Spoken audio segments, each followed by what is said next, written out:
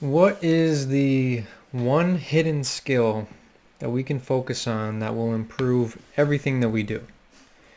This one hidden skill will improve everything. And this one skill actually impacts our mental well-being, our physical well-being, spiritual well-being, our relationships, our environment, our behavior, our IQ, our careers, hobbies, interests, financial literacy, reading and writing, speaking, performance and skills and competencies, and more. And so when I say it impacts everything, I mean everything. And by simply just improving this one skill, it can lead to career advancement, healthier relationships, better physical health, learning other skills faster, solving more complex and difficult challenges in our lives, better communication, improved quality of life. That's what QOL stands for my gamers out there. Faster information processing, so learning faster. Improving our writing ability, faster reading. Improving our memory. Higher overall performance, whether it's in sports, in our jobs, hobbies that we do. Improve financial literacy, higher IQ, and more.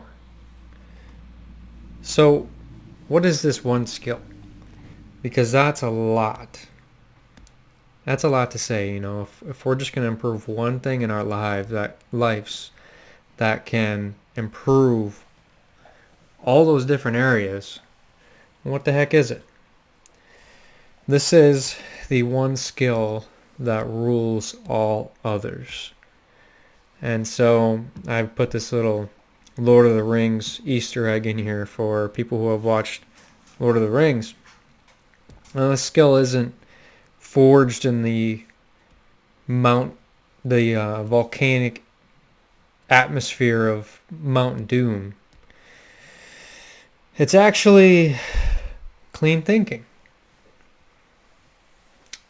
Clean thinking. Now, what exactly is clean thinking? Well, clean thinking is where clean means organized, uniform, and well put together. And then to think is to use our mind actively in the form of words and illustrations. Some people think in words, some people think in images, some people think in videos in our mind, essentially. And so when we become clean thinkers, we can organize our thoughts within our mental landscape to essentially accomplish what it is we want to accomplish in our lives. All of us have unique goals and things that we want to do and relationships that we want to have and people that we want to impress. And so we all have sort of this unique approach to life. But when we apply clean thinking to our lives, we can really start to make some great progress. The analogy that I like to use here is, imagine you have a dirty kitchen or a dirty room in your house. There are, what do we have here? We have dishes everywhere. We have food scraps. We have used tea bags. We got used mugs everywhere. I mean, it's just flooded all over the table. Okay, so we have this environment here. And let's say we wanted to go and cook some food. Okay, we just want to go into the kitchen and cook some food. But we have all of this crap in our way. So imagine that we go and we start trying to cook and we don't clean up this mess first. We just try to bootstrap it and do what we can within this mess. So you go into the kitchen, you grab a clean pan if you have one, and you put it on the stove, you throw all the other crap off to the side, and you start to try to prepare a meal. Now, you're probably going to be extremely limited in the meals that you're able to prepare because you have no space on the table. So if you want to do more of a complex meal, you're not going to be able to because you don't have the space, simply. And so, and you just walk into this environment and you're like, okay, I got to just do something quick, fast, and simple because all this stuff is in my way. I can't even handle it. So you're already pretty limited in what you can do. You can only do something very simple. And so you do it, and you do it by the skin of your teeth. You're going through, maybe you decide you're going to make some ramen noodles, and you grab out a bowl. In order to get the bowl to just set on the table, you got to move a bunch of stuff over to the side. And so you're making a bunch of noise and ruckus, and maybe a plate falls on the ground and it breaks, and so it makes you even more frustrated. And so you have basically all of these obstacles in your way that are making life even more challenging and making your job to cook this food and get it done even more challenging, right? So it causes all of this frustration and creates all of these obstacles that don't need to be there in the first place. So this is the dirty kitchen. Now, let's imagine you have a nice, clean, organized kitchen. Like, look at this. This is so satisfying to look at. It's not something super fancy or super bougie. It's just a nice, clean kitchen. Right? And we can all have a nice, clean kitchen. Now, let's say we wanted to cook a meal in this kitchen. Well, everything is nicely put into the cupboards. Let's say we get out a nice recipe with a step-by-step instructionnaire telling us how to do it, what we need. We have all of this space to work with, so we take out all of our equipment and our utensils that we need, measuring tools, bowls, and we just place them neatly onto the table. And we have everything in front of us that we can now make a little bit more of a complex meal. We can make more of a complex meal because the platform from which we're making it in allows us the ability to actually do it.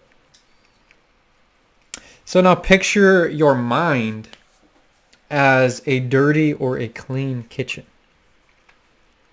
I think a lot of us are guilty of having a dirty mind, an unorganized mind. And we haven't spent a lot of time trying to organize the room that is our mind. And so basically what clean thinking allows us to do is it allows us to organize our mind so that we can go from a dirty kitchen with little capability and little room for content thinking to this room that's neatly organized, well put together and uniform, that within gives us the potential and the ability to do some really cool stuff.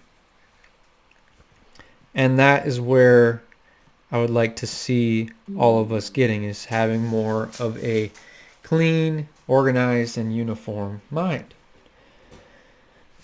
So why is thinking even important in the first place? It's like, okay, this is the one skill that rules them all, CJ. Like, why? Well, we literally do it all day, every day, and in every single moment of our lives. We're thinking. We're constantly thinking. We have I think it's like 90,000 thoughts per day on average. And so if there was one thing that we could do and that we could improve that would have the greatest compounding results, and I think that thing would be making our thinking more effective. So how can we make it more effective? How can we improve our thinking? It's such a mess up there after all. How the heck do we even approach this thing? The first thing is we got to go on a mind diet. We have to. Especially in our culture, we have to get rid of the junk food. We got to get rid of the junk thoughts. And so this includes getting rid of doom scrolling, scrolling through random content that serves no purpose in our lives whatsoever. I'm not saying like all content is bad. Like I said, if it doesn't serve a purpose and we're just in this weird rabbit hole that is completely ineffective and inefficient, then, what are we doing? That's doom scrolling essentially. I would say it's totally appropriate if you're watching content and entertainment and you're doing it to laugh or you're doing it because you enjoy it. But there's a difference between that and doom scrolling. And doom scrolling is being so sucked into the world of your phone that you're just addicted to this swipe up motion.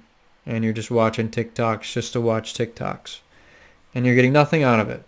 You're losing that time, that precious time of your life. So you got doom scrolling. This is going to be a trigger for a lot of people, but immodest content. I don't know when the last time a lot of people have heard the word modesty, because our culture is becoming so immodest. Immodest in the way that we dress, immodest in the way that we speak, immodest in the way that we treat one another. And so immodesty spreads not only to what we wear, but also to how we behave. And so going through Instagram, I'll speak as a man, going through Instagram and looking at girls in bikinis, I don't think that's going to be very conducive to your day. And that's why I've actually unfollowed every single person on my Instagram that posts content like that. Get rid of it. You want to know why? Because it's a trigger for something else. And you know what it's a trigger for. The third thing is songs that you listen to for the beat. I listen to a lot of music that is popular in today's world. And I ask people, like, why do you listen to this song? Like, are you listening to the lyrics?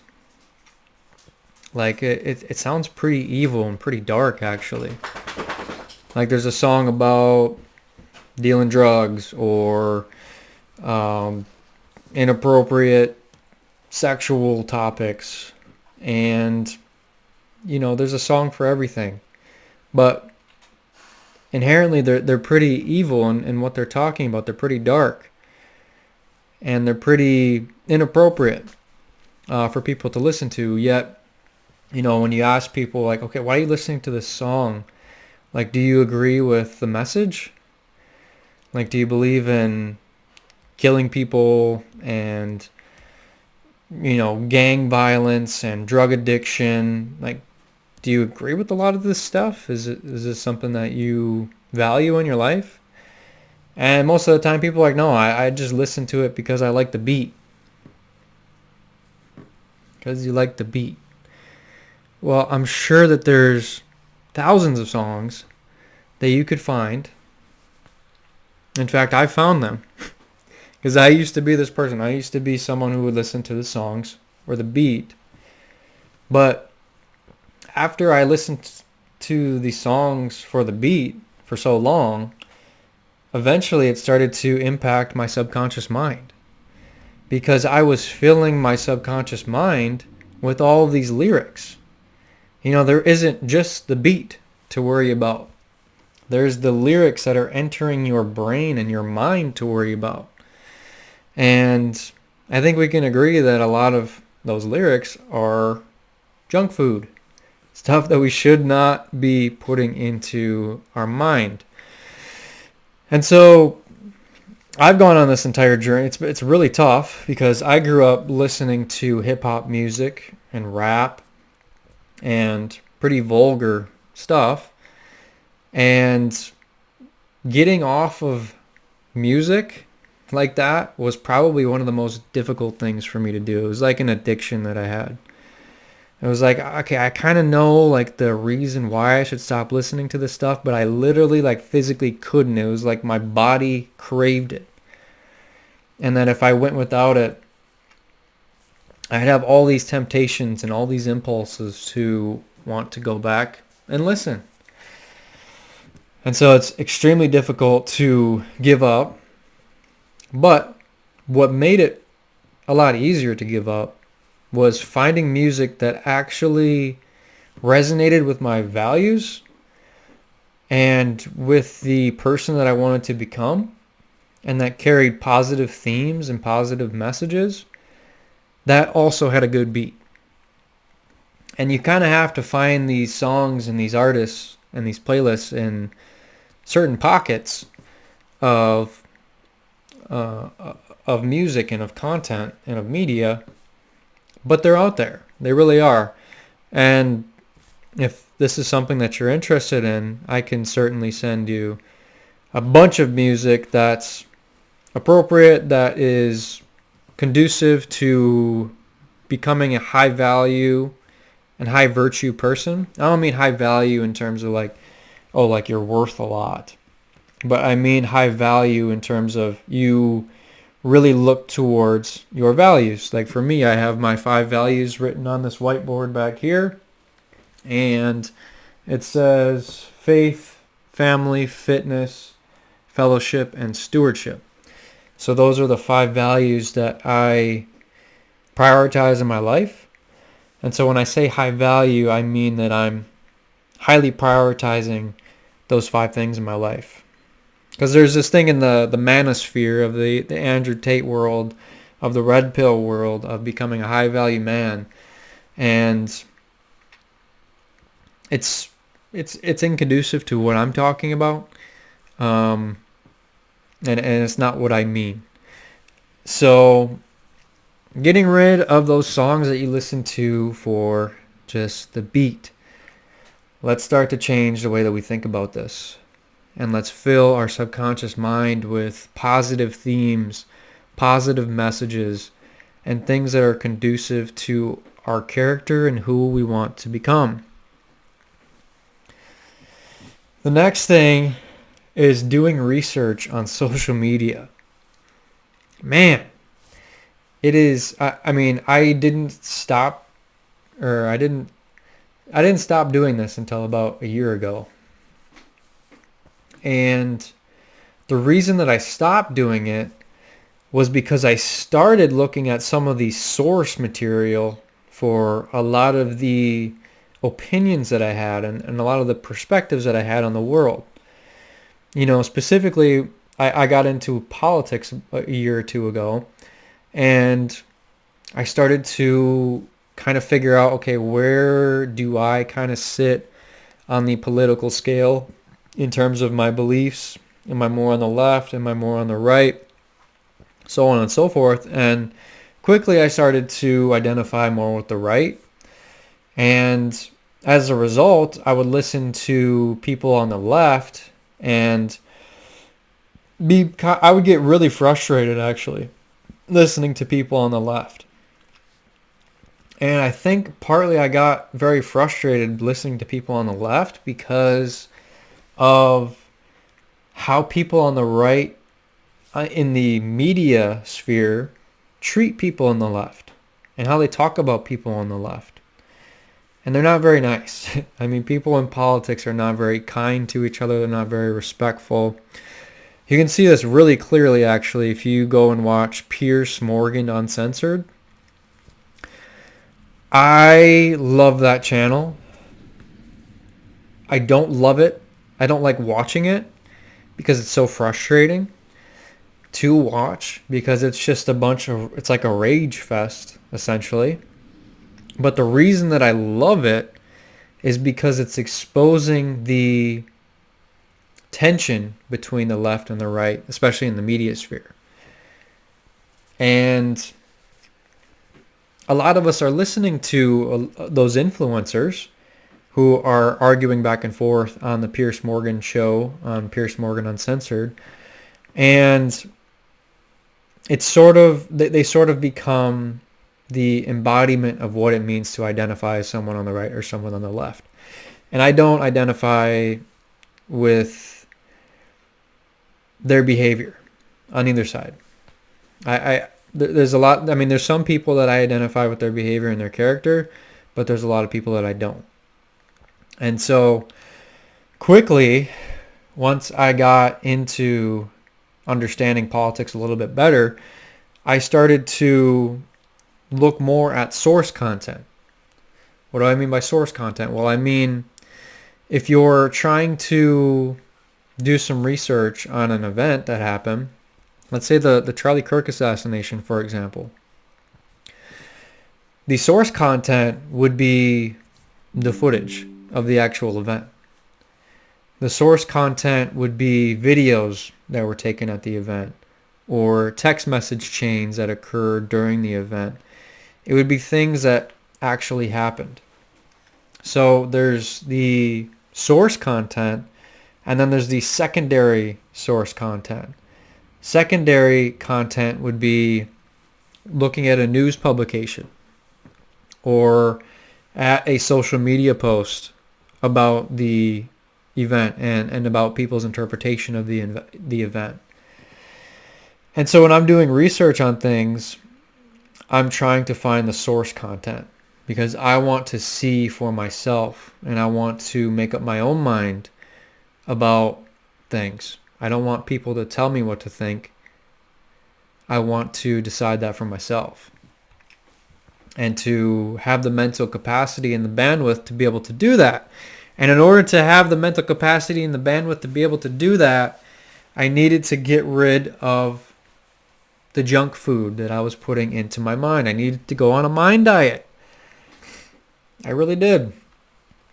But looking at secondary sources, especially on social media, oh gosh. The only reason that I go onto social media is to figure out what is the narrative that's being pushed. What do people believe about the source content? And staying up to date on that, because it's extremely important, I think, to understand, okay, there's this event that happened. What does the left think about it? What does the right think about it? And then making your own or performing your own critical thinking what happened and processing both perspectives and narratives and entertaining both of them in your mind. So going on a mind diet is going to help tremendously. Cut these things out of your life. Cut immodest content out of your life. Doom scrolling. Inappropriate music that you shouldn't be listening to. That's filling your mind with stuff that you probably don't want in your mind. Doing research on social media where people are constantly contorting, distorting, and lying about information because they're not looking at source material. It's like playing a game of telephone. And if you go watch my last video on gossip, or my first video on gaslighting, you will know what I'm talking about. People contort information to fit their own worldview, and they will take a snippet of a quote of a video and they will say that this person said this and this is what they meant. Meanwhile, they don't give them a chance to explain themselves. They don't give them a chance to defend themselves. They don't even ask whether what they think what they meant is actually what they meant. And it gets really, really messy. So I would highly suggest not doing research on social media. I would suggest thinking for yourself and looking for source material. And specifically, if you really enjoy, watching influencers, which I do, I really do, because they help me to kind of form my own thoughts, and it's interesting to hear other perspectives. But when you're looking for people and influencers to pay attention to and to watch, dissect whether or not they're referencing source material. or if they're getting their material from a secondary source. The next thing, so thinking in itself is a lot like a CPU. And if you're not a computer nerd or a tech person, a CPU is a core processing unit, which essentially powers a computer or a device, and it makes it do what it does. And you can improve your CPU, even on your computer, by installing and even creating better programs. So better programs can help your computer run faster. They can help you complete tasks faster. Overall, it can make your device run faster and perform much better. And so when we extrapolate this and look at it from a thinking perspective, what are some programs and things that we can do that we can install into our brain to essentially perform better, to make our lives much easier? Just like a faster computer makes our life easier, being able to think much faster and act on our feet much faster will also make our lives better. Now, a good example of this is learning to drive a car. Like the first time that I ever stepped into a car and started driving, I was absolutely terrified. Every little thing felt like there was so much to worry about. There's so many different variables. You're thinking about the steering wheel, your foot on the gas pedal, whether or not you need to be pumping the brakes. You're watching the cars in front of you, trying to pay attention to how close or far away you are, what turn you got to make, what directions you have to take to get to your next direction. And if you're just stepping into this, it can be pretty overwhelming. I remember having a lot of trouble with, when you're driving on the highway, and let's say you're in the right lane and you need to get into the left lane. I had a lot of trouble with putting my hands out on the steering wheel and then looking over my shoulder like that, because when I would look over my shoulder like that, I would tilt the steering wheel off to the left too and start swerving into the other lane. So I had to learn how not to do that. But over time, as I continuously kept driving and driving and driving, now I barely even have to think about it. And so that's the same way that these frameworks work, is once we get used to them and once we do them over and over and over again, it becomes like a second nature.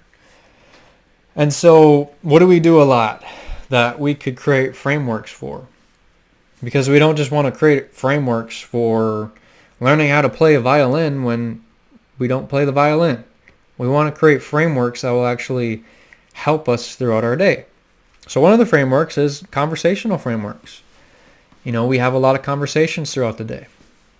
So having some sort of a framework around, okay, how can I have a conversation that is really great and builds intimacy within the relationship, and I get to learn, and it's very stimulating, stays away from things that I don't want to talk about, stays away from gossip and things that are destructive, but it focuses more towards things that are positive and life-giving. So there's conversational frameworks. There's problem-solving frameworks, right? We all solve problems in our lives. We're solving problems consistently every single day. And if we actually have a framework for solving problems, we can get better at solving problems. We can become more efficient at solving problems. There's actually a lot of stuff that we learned in high school that taught us how to think really well. Doing critical thinking on, let's say music. Music is a good example, because we were just talking about listening to music with a good beat and just listening for the beat. So I want you to take one of those songs with the good beat, and I want you to listen to the lyrics, and I want you to critically think about those lyrics. Put them out on a piece of paper or Google them, look up song name, insert song name, and then lyrics, and then look at them, read them, and then ask yourself, what do I think of these lyrics? Do I think that these lyrics have a positive theme? Do I think that these lyrics are similar to the character? Do I think that the person singing this song is similar to the person that I want to become? Do I think that the person singing the song is someone that I look up to? Why or why not? Do I think that there's negative themes in this song? If so, what are those negative themes? And why do I think that? And I think that those are some good questions to start with. See, that's a framework. That's a critical thinking framework. Is understanding, okay, what questions do I need to ask in order to critically think about this thing? About something that happened, about music, about this movie.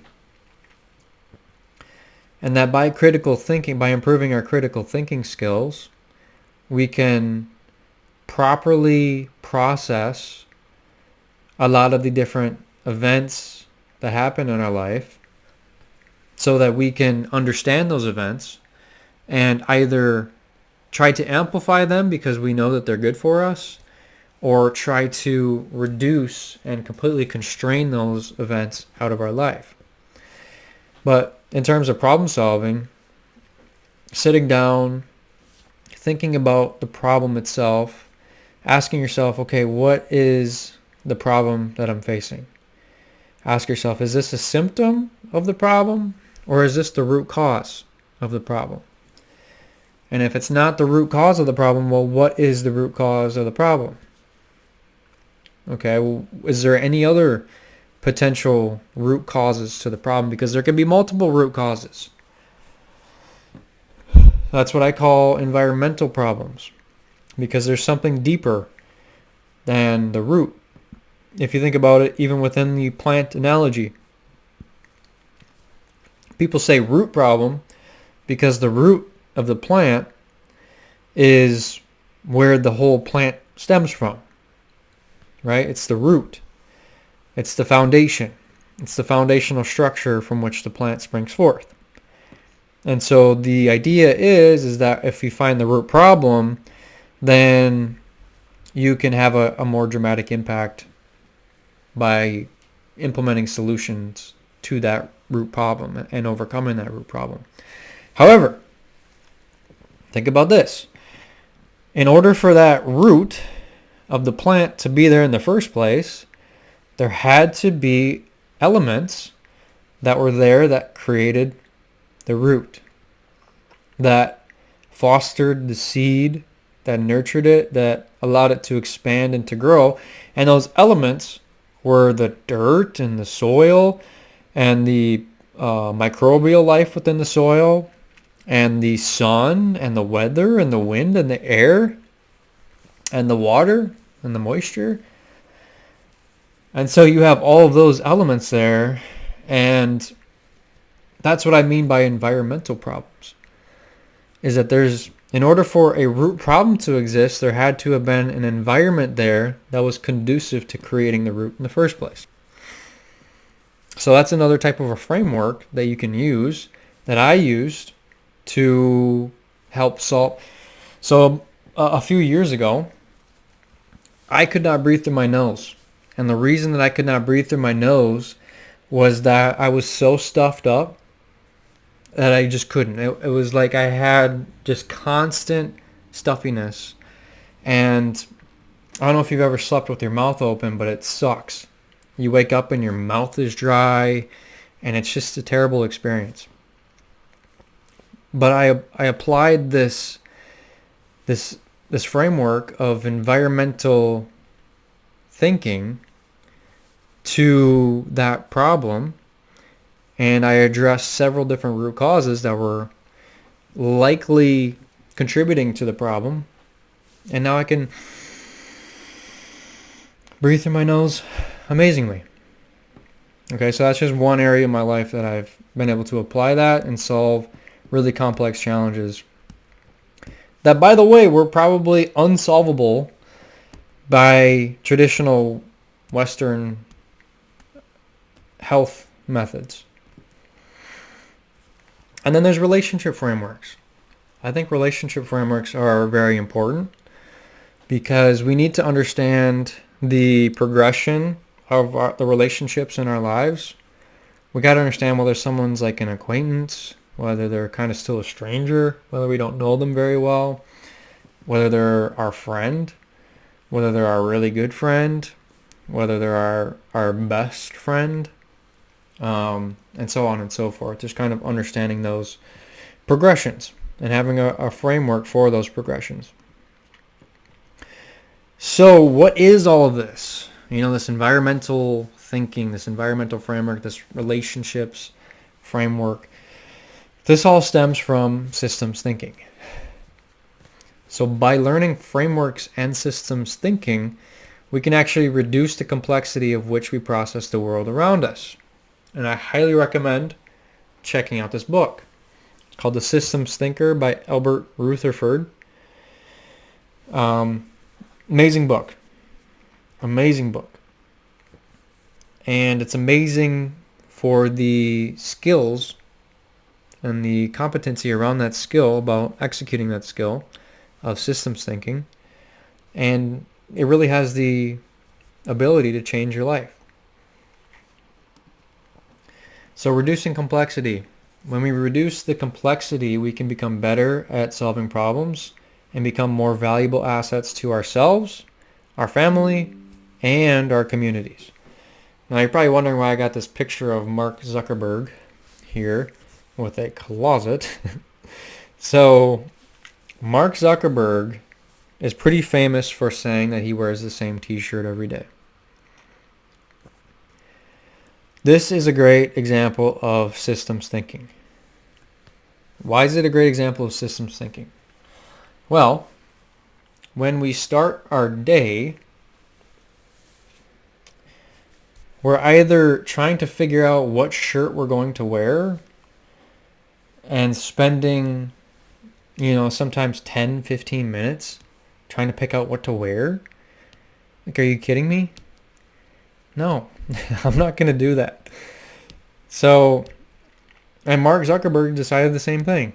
He's like, okay, I could either spend a whole bunch of time in the morning trying to figure out what I'm going to wear and maybe even get frustrated over it and maybe have that frustration bleed into the rest of my day, or I can just simplify this process. What color do I like best? What jeans do I like best? And what shoes do I like best? And just take those three things, the color of the shirt that you like best, the jeans that you like, and the shoes, and just buy the same shirt for each day of the week. Not thinking about what you're going to wear in the morning might not seem like a big deal, but let's say, okay, I'm going to pull up a calculator here. We're going to do some compounding math. So let's say that you spend 5 minutes each morning thinking about what to wear. Okay, 5 minutes each morning multiplied by 7 days, multiplied by, let's just say 52 weeks, divided by 60 to get the amount of hours. You're spending 30 hours a year thinking about what you're going to wear. 30 hours. Okay, that's 30 hours a year. Let's span that out across the average lifespan. Let's just say 70 years old. You're spending 2,123 hours deciding what to wear. That's just with 5 minutes. Okay, so let's say you're a girl and you spend 15 minutes.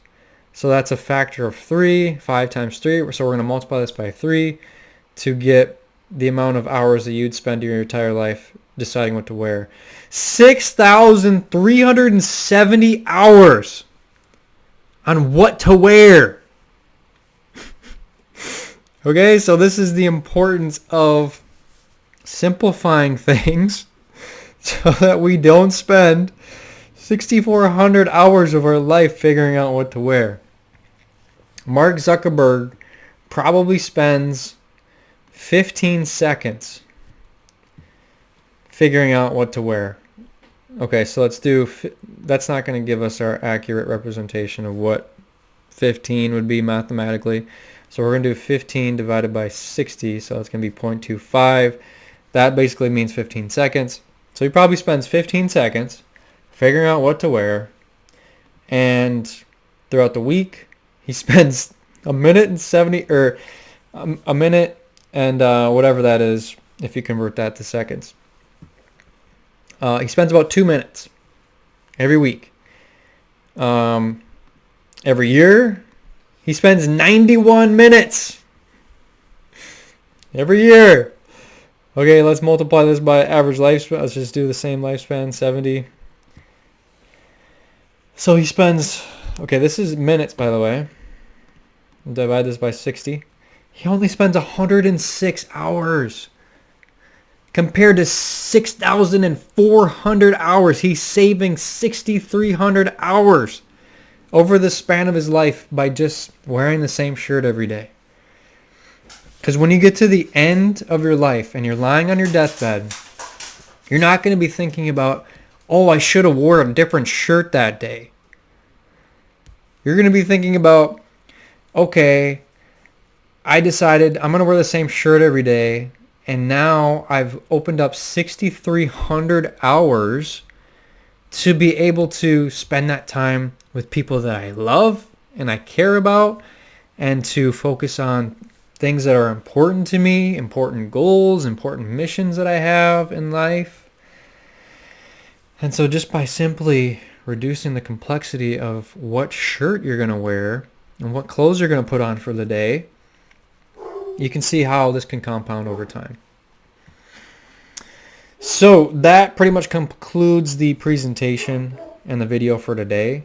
If you're interested in learning more about this stuff, I have a whole program going over it. So if you're interested, shoot me a message. Comment down below if you had any cool insights and cool learnings from today. Let me know if you're going to still continue to wear the same shirt, or if you're going to continue to try and decide what you want to wear every morning instead of just buying the same shirt. And remember to keep it respectful in the comment section. Thank you.